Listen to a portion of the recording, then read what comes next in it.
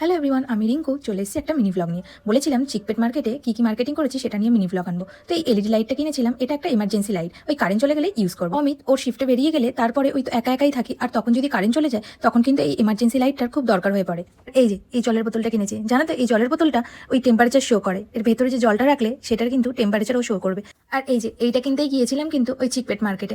এই ট্রাইপডটার অনেকদিন ধরেই আমার দরকার পড়ছিল, তাই অমিত বলল তো প্রথম সপ্তাহতেই চলে যাব, তাই জন্য চলে গিয়েছিলাম এটাই কিনতে। প্রথমে তো ভুল মার্কেটে গেছিলাম, তারপরে আবার ঠিকঠাক জায়গায় গিয়ে কিনে আনলাম।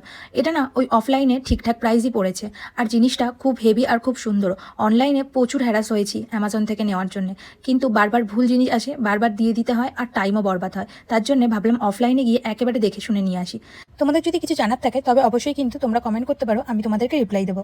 আর ভিডিওটা কেমন লাগলো অবশ্যই কমেন্টে জানিও। আজকের মিনি ভ্লগটা এখানেই শেষ করলাম। ভিডিওটা ভালো লাগলে একটা লাইক করে দিও। দেখা হচ্ছে পরের একটা ভ্লগে।